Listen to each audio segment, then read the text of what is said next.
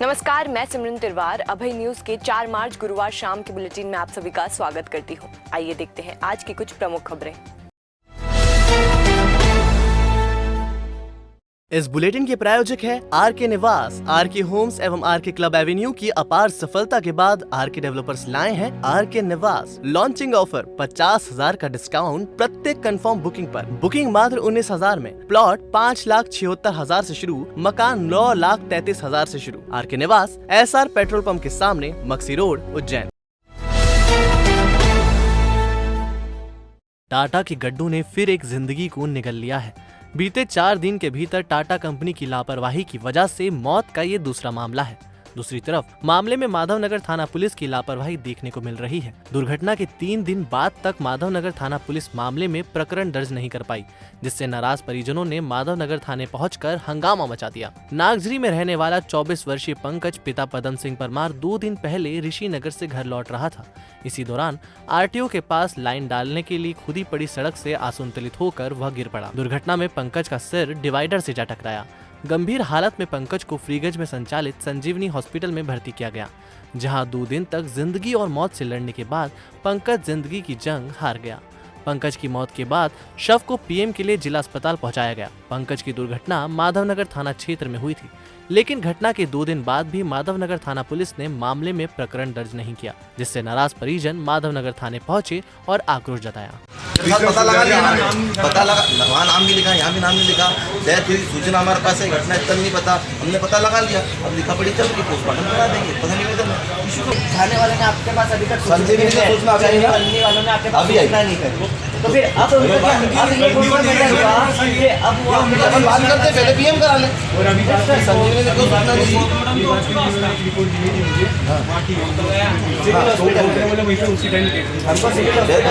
Civil से सूचना आपने बताया था। सिविल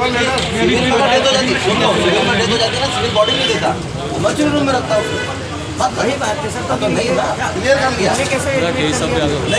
जिंदा था, इलाज में चला उसका। बिना रिपोर्ट के थाने पे रिपोर्ट नहीं करी थाने पे गाड़ी पुलिस आपके पास रास्ता जोड़ दो साहब आ गए। गाड़ी जो है थाने पे अज्ञात व्यक्ति छोड़ी। रात में 10:30 बजे करीब उनका एक्सीडेंट हुआ। यहाँ से सिविल में लाए और हमारे को खबर करी। फिर यहाँ से उन्होंने अस्पताल वालों ने बोल दिया, बोले आप एक काम करो, कहीं भी ले जाओ उनको, एमआई में ले जाओ या कहीं भी ले जाओ। तो हम यहाँ से सीधे संजीवनी गए। ना तो उन्होंने एफआईआर दर्ज करी, ना कुछ भी नहीं। और गाड़ी भी हमारी मतलब जब्ती की गाड़ी हमें मालूम नहीं थी गाड़ी वहाँ है कि यहाँ है। हमने गाड़ी वहाँ देखी, गाड़ी वहाँ नहीं है। फिर हमने मतलब कल वहाँ से एक को पहुँचाया, मैंने गाड़ी तो देखो भाई कहाँ है। तो वहाँ नागी थाने पहुँचाया, वहाँ पे भी नहीं दिखी। नानाखेड़ा थाने पहुँचाया, वहाँ नहीं दिखी। फिर यहाँ माधवनगर थाने दिखी।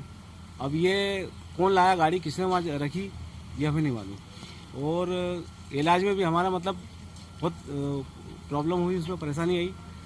उसके बाद में रोड वहाँ पे जब आ रहे थे या इधर से जा रहे होंगे या आ रहे होंगे, वहाँ रोड की ऐसी कंडीशन थी कि राइट साइड से बिल्कुल गड्ढे वड्ढे हो रहे थे उसमें, और गाड़ी रेलने से भेजने से ये वहाँ कैसे कुछ। बता दें कि 4 दिन पहले भी क्षीरसागर में रहने वाला युवा वकील अक्षय शर्मा टाटा के चैम्बर से असंतुलित होकर दुर्घटना का शिकार हो गया था। दुर्घटना इतनी तेज थी कि अक्षय को चंद कदमों की दूरी पर संचालित जिला अस्पताल तक ले जाने का मौका नहीं मिला। उसने मौके पर ही दम तोड़ दिया था। अक्षय की मौत के बाद टाटा कंपनी के खिलाफ अभिभाषक संघ ने मोर्चा खोल दिया था, लेकिन प्रशासन ने कोई कार्रवाई नहीं की। इसी बीच टाटा की लापरवाही का शिकार पंकज भी हो गया। उज्जैन पुलिस को बड़ी सफलता हाथ लगी है। आईटी सेल ने पिछले 2 साल में गुम हुए 53 स्मार्ट मोबाइल फोन बरामद किए हैं। यह पुलिस की एक बड़ी कामयाबी मानी जा रही है। गुरुवार को एसपी सत्येंद्र कुमार शुक्ल ने पुलिस कंट्रोल रूम में मोबाइल फोन धारकों को बुलाकर उनके फोन वापस किए। फोन मिलते ही उनके चेहरों पर खुशी दौड़ गई। फोन मिलने की उम्मीद खो चुके लोगों का कहना था कि जब से महंगा स्मार्टफोन गुम हुआ, तब से कीपैड वाला या फिर सस्ता फोन इस्तेमाल करने लगे थे। एसपी सत्येंद्र कुमार शुक्ल ने बताया कि जो मोबाइल मिले हैं उनमें 3 फोन 2 साल पहले वर्ष 2019 में गुम हुए थे। 48 मोबाइल पिछले साल और 2 मोबाइल इस साल गुम हुए थे। जिले के विभिन्न थाना क्षेत्रों में मोबाइल गुम होने की शिकायतें मिली थी। पुलिस के आईटी सेल ने सर्विलांस के माध्यम से 53 मोबाइल फोन बरामद किए हैं। इसकी कीमत करीब 8 लाख रुपए है। उन्होंने बताया कि उज्जैन आईटी सेल के पास एक ऐसी तकनीक और ऐप है जिनके जरिए गुम या चोरी हुए मोबाइल को खोज पाना आसान होता है। जैसा कि आप लोग जानते हैं कि एक अभियान के तौर पे जो गुम मोबाइल हैं और जो कि काफ़ी समय से लंबित थे, इसको लेकर जनवरी में हमने एक अभियान चलाया था। उस दौरान हमको लगभग 47 मोबाइल मिले थे और उसी अनुक्रम में हमने अभी जो वर्ष 2019, 20 और 21 के जो मोबाइल हमारे पास आवेदन पेंडिंग थे उन पर एक डेडिकेटेड टीम लगाई थी और इन लोगों ने इस पर काम करके आज भी कुल 53 मोबाइल जो लगभग 7.25 लाख की कीमत के हैं इनको सर्च किया है और इनको जो धारक हैं जिनके मोबाइल गुमे थे उनको आज प्रदान करने की प्रक्रिया की गई थी। ये प्रक्रिया लगातार चलती रहेगी और हमारे पास अभी भी कुछ आवेदन लंबित है, उस पर हमारा काम चल रहा है। ग्लोबल बिजनेस डेवलपमेंट कंपनी के नाम पर ठगी करने वाले 2 युवकों को जिवाजीगंज थाना पुलिस ने हिरासत में लिया है, जिनसे पूछताछ की जा रही है। आरोप है कि कर्मचारियों ने हजारों की घड़ी को लाखों रुपए में बेचकर ठगी की। बोहरा बाखल में रहने वाले मुनीरा काकसीवाला, आशिक हुसैन, अजीज मटकावाला, अली असगर सहित दर्जन भर बोहरा समाज जनों ने जिवाजीगंज थाने में शिकायत की है। उनके साथ खाराकुआ पर रहने वाले अलकमल मल्लावाला, जूजर बम्बेवाला, मुफद्दल पीठेवान, तस्नीम कांचवाला ने ठगी की। चारों ने खुद को ग्लोबल बिजनेस कंपनी का कर्मचारी बताते हुए उन्हें इंपोर्टेड घड़ी बेचने का प्रलोभन दिया, जिसके एवज में उन्होंने 1.25 लाख रुपए ऐंठ लिए। जब उन्होंने घड़ी की मूल कीमत पता की तो वह 16,000 रुपए निकली। अब उनसे पैसे मांग रहे हैं तो वे धमकियां दे रहे हैं। ग्लोबल फाइनेंस पर तेलंगाना, महाराष्ट्र, छत्तीसगढ़ सहित देश के कई राज्यों में धोखाधड़ी के मामले दर्ज हैं, जिसके चलते भारत सरकार ने नोटिस जारी कर इस कंपनी को फ्रॉड घोषित किया है। वर्ष 2013 में ये नोटिस जारी किया गया था। बावजूद इस कंपनी के कर्मचारी शहर में ठगी करते रहे। मिली जानकारी के अनुसार ठगोरों ने अकेले उज्जैन शहर में ही 100 से अधिक लोगों को ठगा है। जिवाजीगंज थाना पुलिस ने मुफद्दल और जूजर को हिरासत में लिया है, जिनसे पूछताछ की जा रही है। ये सब उज्जैन के ही हैं प्रॉपर और ग्लोबल बिजनेस डेवलपमेंट के नाम से हम लोगों को जोड़ा गया इस बिजनेस में। और इसमें अमीरुद्दीन मल्लावाला करके हैं जो यहाँ पे मुख्य करता धरता है उज्जैन के। और इसके अलावा जूदर बॉम्बे वाला है और मुफद्दल पीठेवान है और कुछ लेडीज़ भी हैं इसके अंदर जो इन्वॉल्व हैं। कितने लोगों से लगभग धोखाधड़ी की गई है? कितने की सर यूँ तो बहुत सारे लोग हैं जो उनसे धोखाधड़ी हुई है, पर अभी तक उन लोगों के नाम पे नोटिस नहीं आया। ये तो हम लोगों के नाम पे इन लोगों ने नोटिस दिया जब हम इन लोगों से हमने कहा कि हमारा पैसा हमें वापस दे दिया जाए और हमें ये व्यापार नहीं करना है, क्योंकि ये व्यापार नहीं है। इसमें आप चेन सिस्टम बता रहे हो और ये चेन सिस्टम है और हमें चेन सिस्टम में नहीं बनना है। उसके बाद जब हम इस चीज़ को जाने और उसके बाद हमने फिर इन सबसे पैसा मांगा तो फिर इन्होंने हमें एक लीगल नोटिस भेज दिया दिल्ली हाई कोर्ट से। कोई दीपक गौड़ वकील साहब हैं उनके थ्रू, और उनमें उनने ये दावा भी किया हमारे साथ कि अगर आप कुछ कार्रवाई करेंगे या कोई आपत्ति लेंगे या हमारे किसी बंदे को किसी तरह की बातें करेंगे तो हम आपको मनी हैरेसमेंट का केस दायर करेंगे दिल्ली हाई कोर्ट में। किस चीज़ की ये आपने विजिट किया था और कितना पैसा आपसे लिया गया? ये तो सबसे अलग अलग पैसा लिया गया, मतलब किसी से 80,000 लिए गए, किसी से 1,05,000, किसी से 1,10,000, किसी से 1,70,000, किसी से 1,30,000। किस प्रकार का बिजनेस आपने किया? ये बिजनेस के नाम पे सर धोखा है, बिजनेस तो है ही नहीं। क्या आपको ये बेचने के लिए कुछ दिया है? नहीं, बेचने के लिए कुछ भी नहीं दिया गया। हमको बस ये कहा गया कि आप डीआर बनाइए, डीआर से आपके यूवी बनेंगे और यूवी से जो आपके पॉइंट बनेंगे उससे आपको पैसा मिलेगा। तो हम ये समझे कि ये इसको हमको माल बेचने को देंगे, जिससे डीआर उसको ये तो हमको माल बेचने को मिलेगा तो उससे हमारे पॉइंट बनेंगे और वो पॉइंट से हमें पैसा मिलेगा। पर ऐसा तो कुछ भी नहीं, ये तो क्या है कि मेंबर को जोड़ना है। विश्व प्रसिद्ध और प्रथम पूजनीय चिंतामण गणेश के पास नवनिर्मित चिंतामण गणेश रेलवे स्टेशन के बोर्ड पर उर्दू भाषा के उपयोग पर आपत्ति के बाद उसे हटा दिया गया है। रेलवे स्टेशन के बोर्ड पर हिंदी, अंग्रेजी के साथ उर्दू भाषा का उपयोग किया गया था, जिस पर हिंदू सेना और दबंग हिंदू सेना के कार्यकर्ताओं ने आपत्ति दर्ज कराई थी। हिंदूवादी कार्यकर्ताओं की आपत्ति के बाद रेलवे प्रशासन ने बोर्ड से उर्दू भाषा को हटा दिया है। कल उज्जैन एक प्राचीन नगरी है और यहाँ महाकाल बाबा शिप्रा मैया विराजित है और भगवान श्री कृष्ण की शिक्षा स्थली भी है। तो यहाँ का जो प्राचीन इतिहास है वो संस्कृतमय है, और एक संस्कृतमय होने के कारण यहाँ पर सारे वेद विद्या का भी इस्तेमाल होता है। और इस परंपरा में चिंतामण गणेश पर एक नवनिर्मित स्टेशन का निर्माण हुआ, जिसका नाम हिंदी में लिखा गया चिंतामण गणेश रेलवे स्टेशन। उसके नीचे उर्दू लिख दिया गया, उर्दू से लिख दिया गया। तो भाई हम कोई पाकिस्तान में थोड़ी रहते हैं, या कोई पाकिस्तान है, या कोई कठमुल्लों का शहर है, या कोई टोपी पजामे वालों का देश थोड़ी है। ये तो तिलक लगाने वाले और भगवा धारण करने वालों का नगर है, और मध्य प्रदेश भी उन्हीं का ही है। तो इसको जो रेलवे स्टेशन पे उर्दू में लिखा है, इसको तत्काल शासन प्रशासन हटाए। इसका कोई भी इस्लामीकरण यहाँ पर नहीं होने दिया जाएगा उज्जैन में और मध्य प्रदेश में। एक दूसरा प्रकरण ये था कि कार्तिक मेला प्रांगण में जो नवनिर्माण कार्य हो रहा है, और मुख्यमंत्री जी ने कहा है कि यहाँ की प्राचीनता को बनाए रखना है, तो मैं कहना चाहता हूँ कि यहाँ का नगर निगम कमिश्नर अंधा हो गया है, या उनको दिखाई नहीं देता यहाँ के इंजीनियरों को। सारे ठेके मुसलमानों को देकर उसको सऊदी अरब की तर्ज पर एक मस्जिद की गेट की तरह उसको बना दिया गया है, उसके कलश बना दिए गए। उसको तत्काल ध्वस्त करें, अन्यथा इसका विरोध इतना भयंकर होगा जिसको इनको झेलना पड़ेगा, अशांति पैदा होगी। तत्काल उन दोनों गेटों को हटाए, और चिंतामण गणेश पर जो उर्दू में लिखा हो तत्काल हटना चाहिए। आरके होम्स और आरके क्लब एवेन्यू की अपार सफलता के बाद आरके डेवलपर्स लाए हैं एक और साकार आरके निवास, जहां मिलेंगी आपको शानदार सुविधाएं, 24 घंटे पानी, चौड़ी सड़कें, व्यवस्थित ड्रेनेज सिस्टम, हर वक्त सिक्योरिटी की सुरक्षा।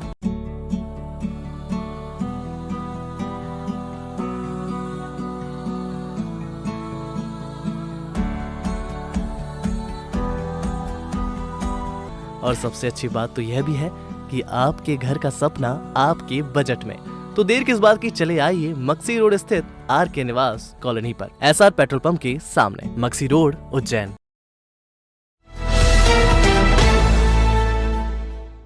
मल्टी लेवल मार्केटिंग कंपनी इंटरनेशिया के 8 संचालकों पर चीमनगंज मंडी थाना पुलिस ने प्रकरण दर्ज कर लिया है। पुलिस ने कंपनी के आधा दर्जन से अधिक ठगोरों को गिरफ्तार भी कर लिया है। मामले में पुलिस ने कंपनी के खाते सीज कर दिए हैं और जांच की जा रही है। इंटरनेशिया कंपनी के खिलाफ एक दिन पहले 2 दर्जन से अधिक छात्र छात्राओं ने कंट्रोल रूम पर एएसपी अमरेंद्र सिंह को शिकायत की थी। पीड़िता बुलबुल प्रजापति ने शिकायत की थी कि कंपनी ने उन्हें जॉब देने के बहाने बुलाया और ट्रेनिंग दी। ट्रेनिंग में मल्टी लेवल मार्केटिंग करने के लिए माइंड वॉश करके उनसे 46,500 रुपए जमा करवा लिए।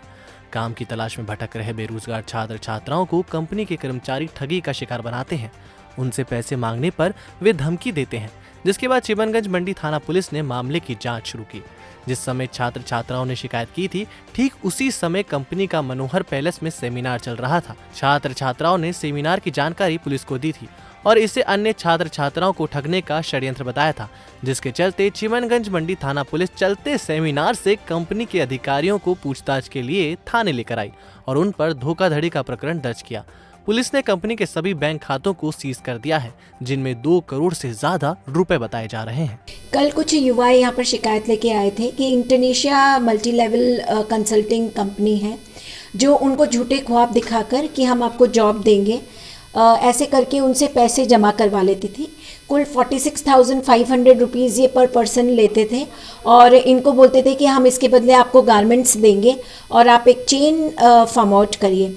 कई बच्चों ने अपने सोने की चेन गिरवी रखकर, कई बच्चों ने बाइक गिरवी रखकर इनको पैसे दिए। उसके बाद इन्होंने साफ न जॉब दिलाई और ना ही इनको गारमेंट्स दिए गए। इस तरह से इन्होंने कई युवाओं के साथ धोखाधड़ी करी है, जिस पर हमने अपराध पंजीबद्ध किया है। कितने लोगों मामला दर्ज हुआ, किस प्रकार का मामला दर्ज हुआ? कुल 8 लोगों पर ये प्रकरण दर्ज हुआ है। आगे भी ये करोड़ों का मामला सामने आ रहा है, अभी प्राइमा फेसी, और इसमें आगे हम इन्वेस्टिगेशन कर रहे हैं। जिले के 192 पुलिसकर्मियों के प्रमोशन की सूची जारी कर दी गई है। इन पुलिसकर्मियों को आरक्षक से पदोन्नत करते हुए प्रधान आरक्षक बनाया गया है। पदोन्नत पुलिसकर्मियों को उनके थानों पर स्वागत किया गया। पदोन्नत पुलिसकर्मियों में कंट्रोल रूम पर लंबे समय से पदस्थ आरक्षक दिनेश भी शामिल है। एसपी ने उन्हें फीता लगाकर सम्मानित किया। इसके साथ ही माधवनगर थाने के आधा दर्जन आरक्षकों को प्रधान आरक्षक बनाया गया है, जिनका स्वागत थाना प्रभारी दिनेश प्रजापति ने हार फूल माला पहनाकर किया। देखिए, राज्य शासन की तरफ से जो हमें पैरा जो 72 है उसमें संशोधन के पश्चात प्रमोशन के रास्ते खुले थे, जिसमें हर रैंक में आरक्षक से लेके उप निरीक्षक तक के रैंक के सभी के प्रमोशन, जिसमें कार्यवाहक स्थिति में इनको प्रमोशन करने के जो निर्देश मिले थे, उसी अनुक्रम में कल हमने आरक्षक से प्रधान आरक्षक की, जो हमारे पास आज की डेट में 192 पद रिक्त हैं, उनमें हमने कार्यवाहक प्रधान आरक्षक के रूप में उनको प्रभार दिया है। और इसी तरह से जो प्रधान आरक्षक से सहायक उप निरीक्षक है, उसमें 127 की सूची है। संभवतः वो आज शाम तक कोई सूची भी फाइनल हो जाएगी, क्योंकि वो DIG लेवल से अनुमोदन होकर आनी है, तो वो जैसे ही आती है उसके भी आदेश जारी किए जाएंगे। शेष जो कार्यवाही उप निरीक्षक और निरीक्षक स्तर पर है या पुलिस मुख्यालय स्तर से है, वो भी आदेश शीघ्र ही उसमें जारी होंगे। इसी प्रकार देवास जिले में 10 वर्ष से अधिक समय से आरक्षक के पद पर अपनी सेवाएं दे रहे 98 आरक्षकों को पदोन्नत कर प्रधान आरक्षक का पदभार दिया। SP ऑफिस पर आरक्षक से पदोन्नत होकर प्रधान आरक्षक बने पुलिसकर्मियों को एडिशनल SP जगदीश डावर और DSP किरण शर्मा ने उनकी वर्दी पर फीता लगाया और बधाई दी। कई वर्षों से आरक्षक के पद पर सेवा दे रहे महिला और पुरुष पुलिसकर्मी इस पदोन्नति से खुश नजर आए।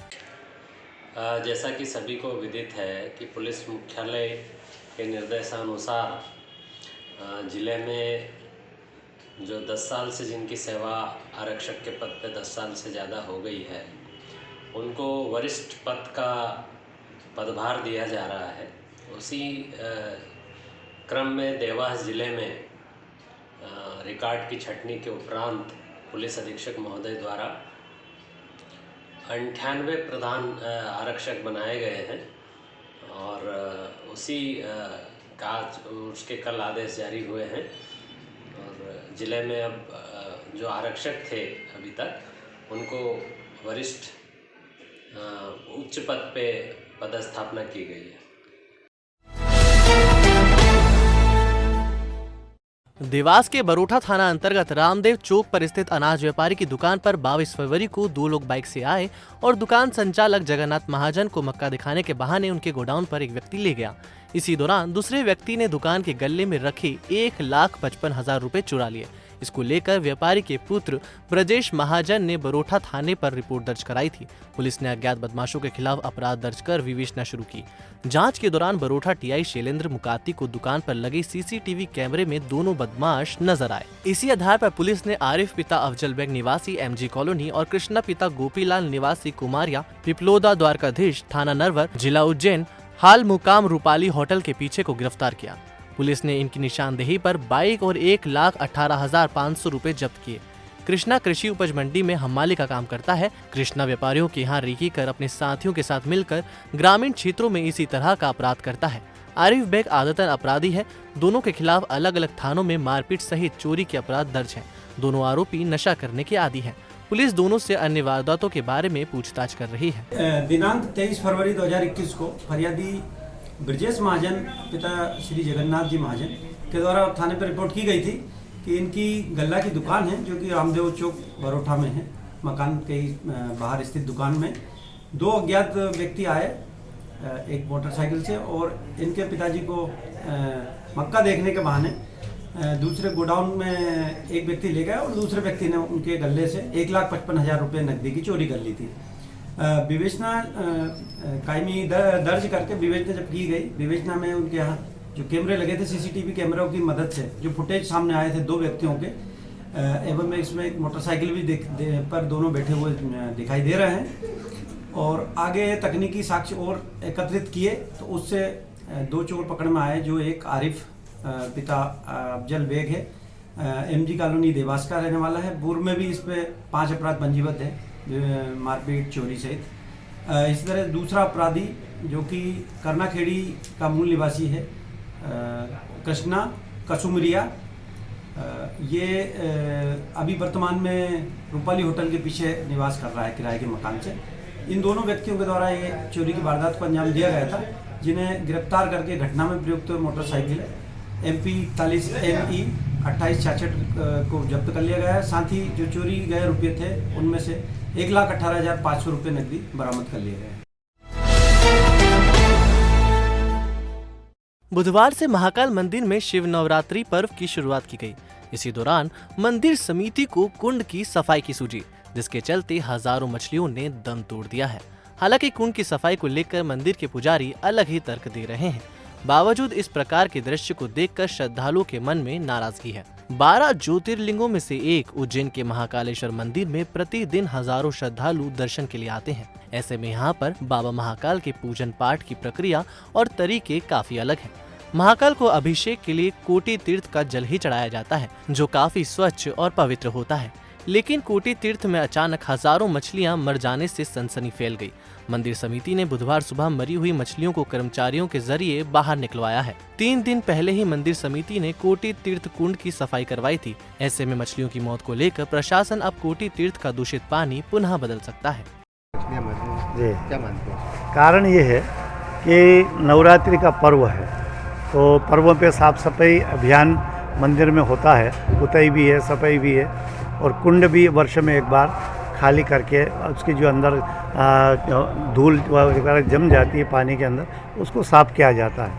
अब जलाशय है तो इसमें जल के प्राणी तो रहते ही हैं, लेकिन जब ये सब सफाई होती है तो जिस तरीके से उनको जो ऑक्सीजन नाइट्रोजन जो मिलना चाहिए वो कम हो जाती है, तो उस कारण से उनकी मृत्यु भी होती है। अब मैं ये मानता हूँ कि भगवान महाकालेश्वर ज्योतिर्लिंगा जो परिसर है, इस परिसर में यदि किसी के मृत्यु होती है तो वो एक मोक्ष के रूप में होती है।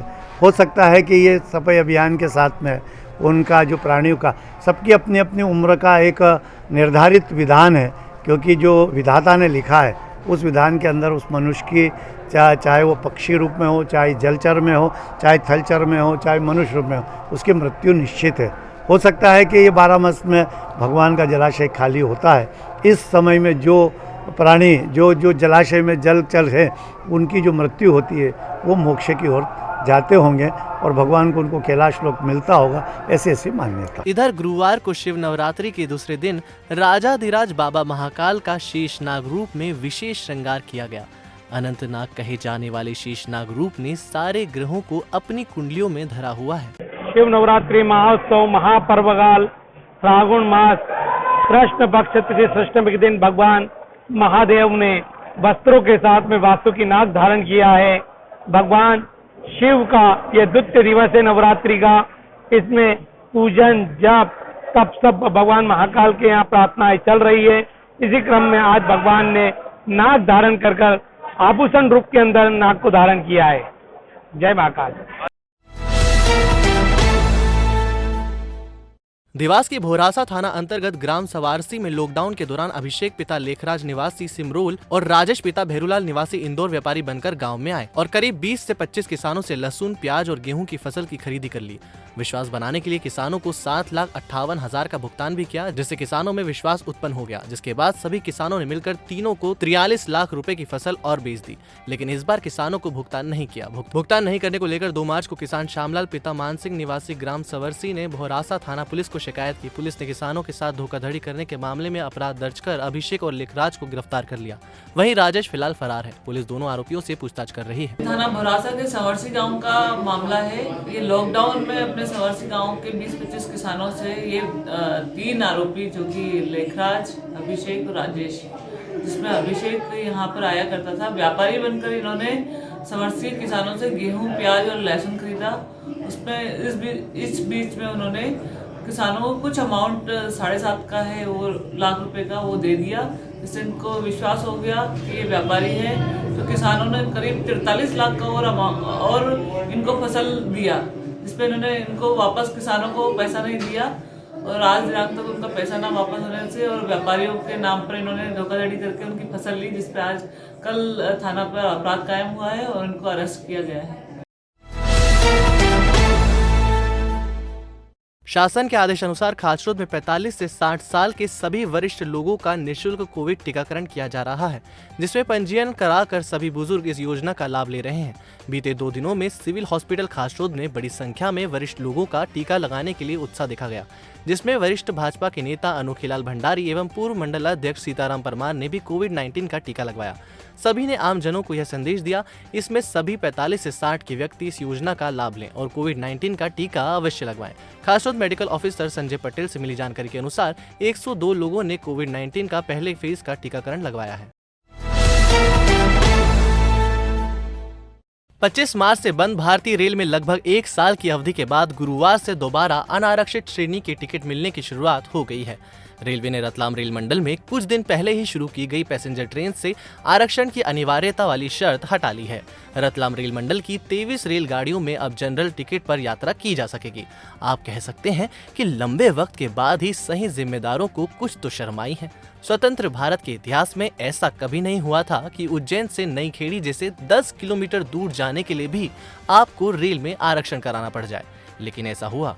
बहरहाल अब आप उज्जैन होकर गुजरने वाली नागदा उज्जैन, नागदा बीना, उज्जैन इंदौर और मंडल की Ratlam Dahod, Ratlam Bhilwara, doctor Ambedkar Nagar Ratlam passenger train में सामान्य श्रेणी के टिकट खरीद कर यात्रा कर सकते हैं।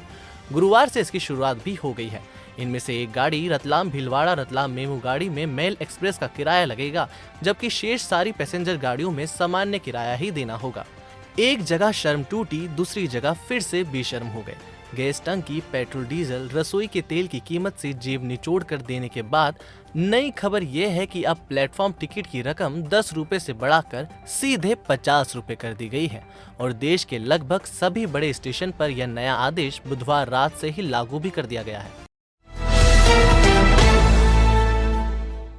उज्जैन शहर के प्रतिभाशाली युवा जो चाहते हैं डांस की दुनिया में अपना करियर बनाना, तो चले आइए ओशियन डांस क्लास। हमारे द्वारा आपको popping, lyrical, urban, jazz, contemporary, b boying, robotic, classical, belly dance जैसे सभी प्रोफेशनल फॉर्म सिखाए जाते हैं। इसके अलावा event management, annual function, reality show की कोरियोग्राफी भी कराई जाती है। साथ ही डिप्लोमा कोर्स, मास्टर कोर्स और भी अन्य प्रकार के कोर्स कराए जाते हैं। हमारा पता फ्रीगंज दवा बाजार, डी ब्लॉक, दूसरी मंजिल, हॉल नंबर X5।